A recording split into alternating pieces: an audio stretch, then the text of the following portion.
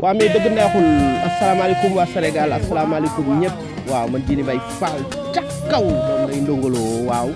mooy woon ñëpp le 19 janvier soft soirée Mame Cheikh Niang rakk ndongoloo waaw doon sama première soirée boo xamante ni nag damay ñëw fekk ci sama rakk parce que Serigne Touba comme na ma doon def ak magam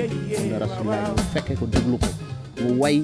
waaw di leen wax nag surprise yu bëri mu ngi leen fay xaar waaw maa ngi doog dugg si nii Sénégal waaw le 19 nag may woo ñëpp di woo diaspora bi woo waa Nantes waa PFP ca kaw ba nekk Nantes barke Cheikh Fall di leen wax ñëpp Thierno Boub yaayu Mouhamed dëgg neexul ko Ibrahima Diop Demba Fils waaw ñëpp nga wut ca biir barke Sëñ Touba di wax ñëpp ñi nga xamante ni ñoo ngi biir Sénégal fii at ñi nekk ci diaspora bi yëpp waaw di leen ci woo di leen wax nag bu ko kenn tardé waaw kon le 19 janvier ca soft en face kër Mbaye Dieye Faye maa ngi ci woo ñëpp bëgg ndongo ca kaw Mame Cheikh Niang ca kaw waaw kon ñëpp ca kaw waaw di ci woo ñëpp